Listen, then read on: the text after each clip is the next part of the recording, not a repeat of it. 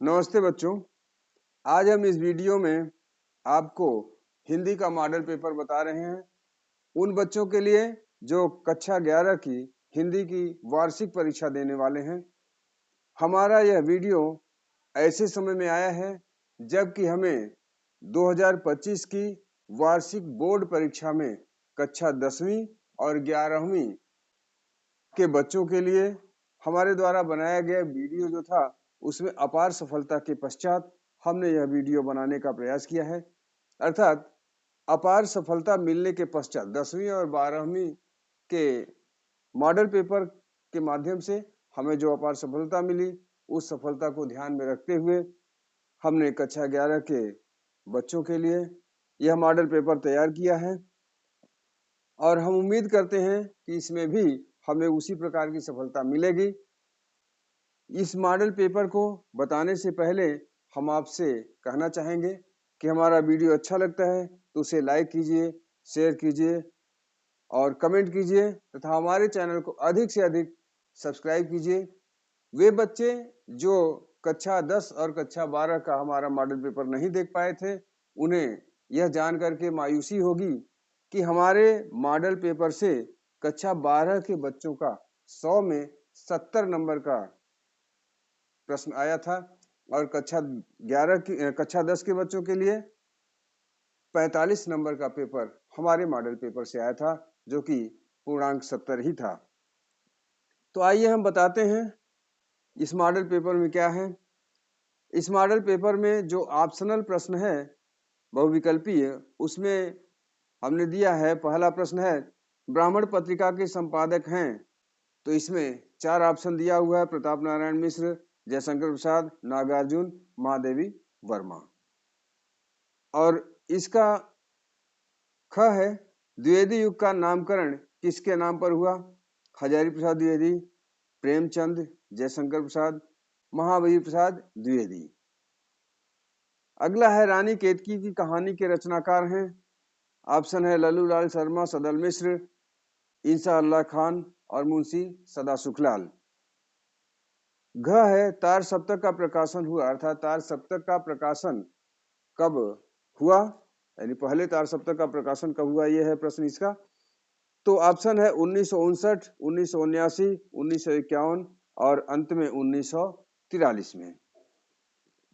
इसका अंतिम प्रश्न यानी प्रश्न नंबर 1 का अंग है परीक्षा गुरु की रचना विधा है, अर्थात परीक्षा गुरु किस विधा में लिखी गई है। तो ऑप्शन है उपन्यास, कहानी, नाटक, जीवनी। अब प्रश्न नंबर 2 देखते हैं। प्रश्न नंबर 2 है हिंदी साहित्य के किस काल को स्वर्ण युग माना जाता है, अर्थात स्वर्ण युग कहा जाता है। तो इसमें ऑप्शन है पहला आदिकाल, दूसरा भक्तिकाल, तीसरा रीतिकाल, चौथा आधुनिक काल। तो इसमें बताना है कि इन कालों में से कौन सा काल हिंदी साहित्य का स्वर्ण युग कहा जाता है, स्वर्ण काल कहा जाता है। प्रश्न नंबर घ छायावादी युग के प्रवर्तक माने जाते हैं। छायावादी युग के प्रवर्तक कौन माने जाते हैं? छायावादी युग के प्रवर्तक कौन माने जाते हैं? तो इसमें है भारतेंदु हरिश्चंद्र, जयशंकर प्रसाद, प्रेमचंद, अज्ञेय। और दूसरे का ग है रीतिकाल के कवि हैं, अर्थात रीतिकाल के कवि किसको माना जाता है? इन 4 ऑप्शनों में से ऑप्शन है बिहारी, माखनलाल चतुर्वेदी, भिखारी दास और ठाकुर। तो इस प्रकार से रीतिकाल के कवि कौन माने जाते हैं। तो आइए देखते हैं अब हम इसमें प्रश्न नंबर घ का। तो पहले का प्रश्न नंबर 2 का घ है बीजक किसकी रचना का संग्रह है? बीजक किसकी रचना का संग्रह है? तो इसमें ऑप्शन दिया है कबीरदास, तुलसीदास, सूरदास और बिहारी। और दूसरे का अंग है कामायनी के रचयिता हैं, अर्थात कामायनी की रचना करने वाले कौन कवि हैं? ऑप्शन दिया है सुमित्रानंदन पंत, सूर्यकांत त्रिपाठी निराला, जयशंकर प्रसाद और अज्ञेय। अब देखते हैं प्रश्न नंबर 3। प्रश्न नंबर 3 जो गद्य खंड से है, अर्थात गद्यांश है, इसमें है आकाश में सूर्य के दिखाई देते ही नदियों ने विलक्षण ही रूप धारण किया। दोनों तटों या कगारों के बीच से बहते हुए जल पर सूर्य की लाल लाल प्रातःकालीन किरणें जो पड़ी तो वह जल परिपक्व मदिरा के रंग सदृश हो गया। अतएव ऐसा मालूम हुआ जैसे किरण बाणों से अंधकार रूपी हाथियों की घटा को सर्वत्र मार गिराया हो। किरण बाणों ने उन्हीं के घावों से निकलकर रुधिर नदियों में आ गया हो और उसी के मिश्रण से उनका जल लाल हो गया हो। इसमें प्रश्न निर्धारित किया गया है। तो प्रश्न है उपर्युक्त गद्यांश का संदर्भ लिखिए। और प्रश्न नंबर 2 है रेखांकित अंश की व्याख्या कीजिए। जैसा कि हमने रेखांकित अंश यहाँ लाल पेन से अंडरलाइन कर दिया है। और अगला है प्रश्न नंबर ग, प्रातःकालीन सूर्य की किरणें पड़ने पर नदियों का जल किस प्रकार का प्रतीत होने लगा। और घ है प्रस्तुत गद्यांश में अंधकार की तुलना किससे की गई है। अंग है सूर्य की किरण बाण ने किसे नष्ट किया। अब आइए देखते हैं इसमें यानी प्रश्न नंबर 3 का ख अर्थात दूसरा गद्य अवतरण। यहाँ है आचरण की सभ्यता में भाषा सदा मौन रहती है। इसमें नाम मात्र के लिए भी शब्द नहीं। यह सभ्याचरण नाद करता हुआ भी मौन है, व्याख्यान देता हुआ भी व्याख्यान के पीछे छिपा है, राग गाता हुआ भी राग के सुर के भीतर पड़ा है। मृद वचनों की मिठास में आचरण की सभ्यता मौन रूप से खुली हुई है। नम्रता, दया, प्रेम और उदारता सब सभ्याचरण की भाषा के मौन व्याख्यान हैं।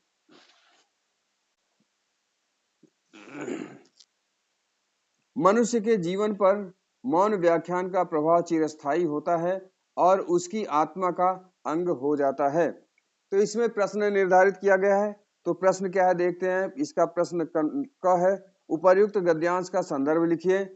ख है रेखांकित अंश की व्याख्या कीजिए। जैसा कि हमने यहाँ पर प्रश्न को लाल पेन से अंडरलाइन कर दिया है।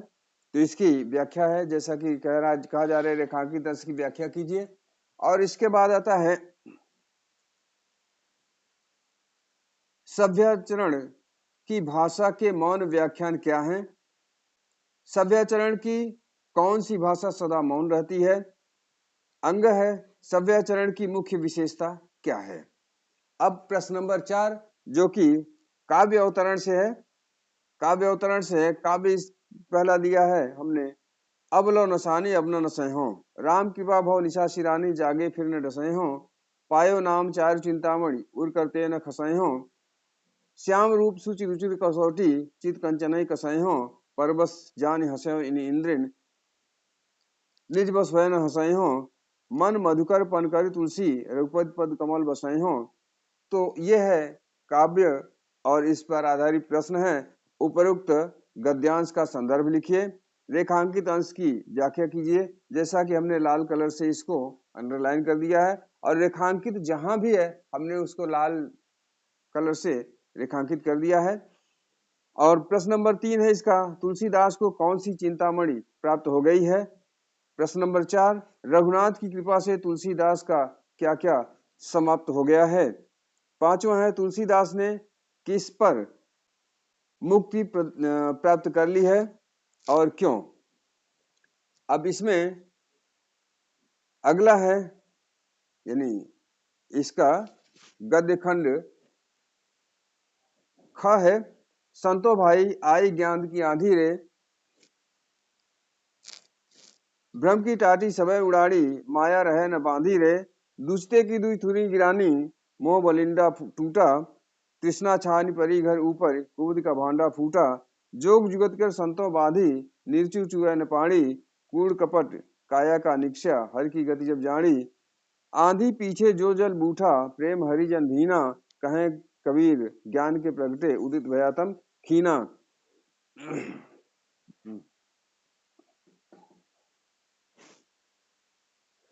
तो यहाँ पर इस काव्य की व्याख्या, जैसे कि यहाँ हम ये क है, यहाँ हम इसको ख लिख दे रहे हैं। अगला है प्रश्न, इसका देख लेते हैं। तो इसमें प्रश्न क्या है? तो प्रश्न है उपरोक्त गद्यांश का संदर्भ लिखिए, उपरोक्त पद्यांश का शीर्षक लिखिए। दूसरा है रेखांकित अंश की व्याख्या कीजिए। तीसरा प्रश्न है प्रस्तुत पद में कबीर ने किसके प्रभाव को दर्शाया है। चौथा है शारीरिक अहंकार नष्ट होने पर क्या परिणाम हुआ। और प्रश्न नंबर 5 है कबीर ने ज्ञान के महत्व को किस प्रकार प्रतिपादित किया है। अब देखते हैं प्रश्न नंबर 5। निम्नलिखित में से किसी एक लेखक का साहित्यिक परिचय देते हुए उनके प्रमुख कृतियों का उल्लेख कीजिए। तो यहाँ पर हमने जो लेखक का चयन किया है वो है भारतेंदु हरिश्चंद्र, सरदार पूर्ण सिंह, आचार्य महावीर प्रसाद द्विवेदी। अब प्रश्न नंबर 5 के ख में आते हैं। इसमें है निम्नलिखित में से किसी एक कवि का साहित्यिक परिचय देते हुए उनकी प्रमुख कृतियों का उल्लेख कीजिए। पहला है कबीरदास, दूसरा है गोस्वामी तुलसीदास, तीसरा है कविवर बिहारी। जैसा कि हम आपको बता दें, हमने जो इंटर में मॉडल पेपर बनाया था, अर्थात कक्षा 12 के लिए जो मॉडल पेपर बनाया था, उसमें से 3 में 2 लेखक और 3 में से 2 कवियों का जो हमारा चुनाव था उसमें से आया हुआ था। अर्थात 3 लेखकों में से 2 लेखक हमारे मॉडल पेपर से थे और 3 कवियों में भी 2 कवि हमारे मॉडल पेपर से थे जिनका जीवन परिचय लिखना था। अब प्रश्न नंबर 6 में आते हैं। बलिदान अथवा प्रायश्चित कहानी का सारांश लिखिए। अर्थात बलिदान या प्रायश्चित कहानी का सारांश लिखना है और अथवा करके फिर 2 दिया हुआ है। आकाशदीप अथवा समय कहानी का उद्देश्य लिखना है। अर्थात ऊपर बलिदान और प्रायश्चित का सारांश लिखना है और यह नहीं लिख पाते हैं तो नीचे आकाशदीप और समय कहानी है, इसका उद्देश्य लिखना है। अब प्रश्न नंबर 7 जो कि नाटक के ऊपर आधारित है, नाटक से लिया गया है। तो इसमें बोर्ड में चलने वाले सारे नाटकों का चयन किया गया है जो कि जिलावार चलता है। तो यहाँ प्रश्न हमारा दिखाई दे रहा है, आप उसको आराम से देख सकते हैं हमारे वीडियो में। और आगे हम देखते हैं प्रश्न नंबर 8 का क। तो प्रश्न नंबर 8 का क यहाँ पर दिया हुआ है जो कि संस्कृत खंड से है, संस्कृत गद्यावतरण है। तो इसमें लिखा है हमने कि अयम पर्वतराजः भारतवर्षस्य उत्तर सीम्नि स्थित ततः प्रहरीव शत्रुभ्यः सततं रक्षति हिमालयादेव समुद्गम्य गंगा सिंधु ब्रह्मपुत्राख्या महानद्यः शतद्रि विपाशा यमुना सरयू गंडकी नारायणी कौशिकी प्रभृतयः नद्यः च समस्तमपि उत्तर भारत भूम स्वकीयः तीर्थोदकैः न केवलं पुनन्ति अपितु इमाम सस्य श्यामलाम अपि कुर्वन्ति। तो इस प्रकार ये गद्य अवतरण जो कि संस्कृत खंड से है, इसका यहाँ लिखा है, इसका हिंदी में अनुवाद करना है। और इसके बाद अथवा करके दूसरा गद्य अवतरण है, वह है ऋषेः भारद्वाजस्य आश्रमः अपि अत्रैव अस्ति यत्र पुरा 10,000 विद्यार्थिनः अधीतिनः आसन् पितुः आज्ञां पालयन् पुरुषोत्तमः श्रीरामः अयोध्यायाः वनं गच्छन् कुत्र मया वस्तव्यम् इति प्रष्टुम् अत्रैव भारद्वाजस्य समीपम् आगतः चित्रकूटमेव तन्निवासयोग्यम् उचितं स्थानम् इति तेन आदिष्टः रामः सीतया लक्ष्मणेन च सह चित्रकूटम् अगच्छत्। तो इसमें हमने यहाँ नोट करके बना दिया है कि उपरोक्त में से किसी एक का संदर्भ सहित अनुवाद कीजिए। अर्थात जो गद्य अवतरण हमने यहाँ पर लिखा है संस्कृत खंड से, दो गद्य खंड जो लिखे हैं उसका हिंदी में अनुवाद करना है। अब आइए देखते हैं प्रश्न नंबर 8 का ख। तो प्रश्न नंबर 8 का ख जो कि संस्कृत खंड से ही है, अर्थात संस्कृत काव्य खंड से है। तो इसमें 2 श्लोक लिखा हुआ है। वृत्तम यत्नेन रक्षेत वित्तम आयाति च अक्षीणो वित्ततः अक्षीणो वित्ततः क्षीणो वित्ततस्तु हतो हतः। और इसका दूसरा हमने लिखा है, हतो वा प्राप्स्यसि स्वर्गम जीत्वा वा मोक्षसे महीम तद्मादुत्तिष्ठ कौन्तेय युद्धाय कृत निश्चय। तो इस प्रकार से हमने 2 श्लोक लिखा है अथवा करके, जिसमें से कि एक का हिंदी में संदर्भ सहित अनुवाद करना है। अब प्रश्न नंबर 9 जो कि मुहावरों से संबंधित है, तो इसमें मुहावरों का अर्थ और वाक्य प्रयोग करना है।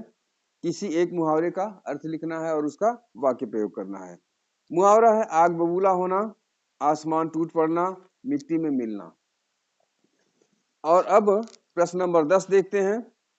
तो प्रश्न नंबर 10 है, निम्नलिखित शब्द युग्मों का सही अर्थ चयन करके लिखिए। अर्थात शब्द युग्म जो दिया है उसका सही अर्थ क्या है। तो शब्द युग्म है अभिराम अविराम। तो इसका जो विकल्प दिया है वह है लगातार और रुचिकर, बिना रुके और सुंदर, अनवरत और आकर्षक, सुंदर और आकर्षक। इस प्रकार से 4 इसका ऑप्शन दिया हुआ है, विकल्प इसका 4 दिया हुआ है। अब दूसरा शब्द युग्म है कुल कूल। तो इसका 4 ऑप्शन क्रमशः है सब और आवाज, वंश और किनारा, ध्वनि और शीतल, शीतल और पूर्ण। अब इसके बाद देखते हैं प्रश्न नंबर 10 का ख। तो इसमें है किसी एक के 2 शब्द लिखिए। अर्थात अनेकार्थी शब्द है ये, जिसमें ये शब्द हमने चयन किया है कर, दूसरा है नाग, तीसरा है पयोधर और चौथा है अंबर। तो इस प्रकार से ये प्रश्न नंबर 8 का 10 का ख रहा। अब हम आते हैं प्रश्न नंबर 10 का ग। निम्नलिखित वाक्यांशों में से किसी एक के लिए सही शब्द का चयन करके लिखिए। तो सही शब्द क्या है, वाक्यांश के लिए एक शब्द है। इसका वाक्य है पहला जिसे काटा न जा सके, और दूसरा है जिसके समान कोई दूसरा न हो। अब प्रश्न नंबर 10 का घ। निम्नलिखित में से किन्हीं 2 वाक्यों को शुद्ध कीजिए। ये वाक्य शुद्धि है। वाक्य लिखा है यहाँ पे महादेवी वर्मा विद्वान कवयित्री हैं, और दूसरा है मैं लड़के को पढ़ाया हूं, तीसरा है कृपया अवकाश देने की कृपा करें, और चौथा है मैं भोजन कर लिया हूं। तो इस प्रकार से इन 4 वाक्यों में से किन्हीं 2 वाक्यों को शुद्ध करके लिखना है। और प्रश्न नंबर 11 अपठित है, तो अपठित गद्यांश यहाँ पर नहीं दिया गया है। प्रश्न नंबर 12 जो कि रस छंद अलंकार से है, तो यहाँ पर प्रश्न नंबर 12 का क है श्रृंगार अथवा करुण रस की परिभाषा, स्थायी भाव एवं उदाहरण लिखिए। अर्थात श्रृंगार या करुण रस में से किसी एक का परिभाषा लिखना है, उसका स्थायी भाव लिखना है और उदाहरण लिखना है। प्रश्न नंबर 12 का ख जो कि अलंकार से है, इसमें है यमक अथवा रूपक अलंकार की परिभाषा एवं उदाहरण लिखिए। तो रूपक अलंकार या यमक अलंकार में से किसी एक का परिभाषा लिखना है और उसका उदाहरण लिखना है। प्रश्न नंबर 12 का ग है दोहा अथवा सोरठा छंद की परिभाषा एवं उदाहरण लिखिए। तो दोहा या सोरठा में से किसी एक का परिभाषा और उदाहरण यहाँ पर लिखना है। तो अब प्रश्न नंबर 13 है अपने गांव या नगर की सफाई हेतु सक्षम अधिकारी को पत्र लिखना है। अर्थात गांव या नगर की सफाई करने के लिए जो सक्षम अधिकारी, अर्थात जिस अधिकारी के माध्यम से आप यह काम करा सकते हैं, उस अधिकारी को साफ सफाई के लिए एक पत्र लिखना है। अगर गांव के बच्चे हैं तो गांव की सफाई के लिए लिखेंगे, और नगर यानी शहरी क्षेत्र के बच्चे हैं तो वो नगर पंचायत, नगर पालिका या नगर निगम के अधिकारी को पत्र लिख सकते हैं अपने मोहल्ले की या अपने वार्ड की साफ सफाई के लिए।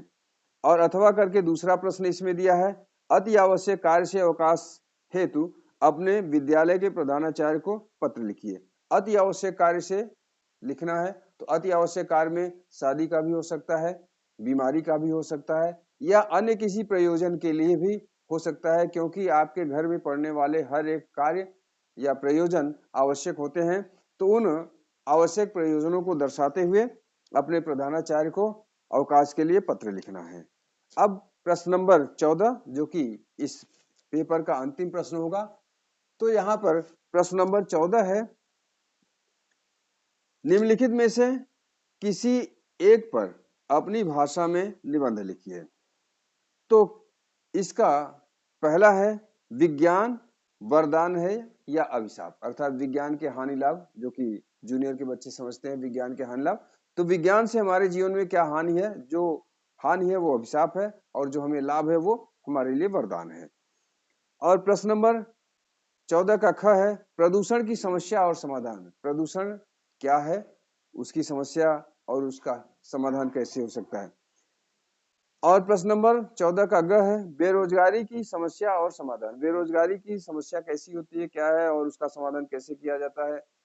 और प्रश्न नंबर 14 का घ है, आतंकवाद समस्या और समाधान, अर्थात आतंकवाद पर भी समस्या और समाधान से संबंधित निबंध लिखना है। और अंग है, मेरा प्रिय कवि। तो मेरा प्रिय कवि या लेखक कोई भी हो सकता है, मेरा प्रिय कवि या लेखक कोई भी हो सकता है। तो जैसे उदाहरण के लिए हम कहें तो तुलसीदास भी हो सकते हैं, मुंशी प्रेमचंद भी हो सकते हैं। तो कोई एक कवि या कोई एक लेखक जो आपको प्रिय लगता है, उस पर आपको निबंध लिखना है। तो इस प्रकार से हमने इस मॉडल पेपर में कुल 14 प्रश्न, जो कि पेपर सेट के अनुसार बनाया जाता है, वैसा ही हमने बनाया है। और इसमें हमने जो प्रश्न दिया है वह इस उम्मीद के साथ, इस आशा के साथ हमने इसमें शामिल किया है कि ये प्रश्न आपकी परीक्षा में अवश्य ही आएंगे। नहीं सारे तो कुछ ही सही, लेकिन अवश्य आएंगे परीक्षा में। तो इसी के साथ विदा लेते हुए, यह कहते हुए कि अगले वीडियो में जल्दी ही मिलेंगे, तब तक के लिए धन्यवाद।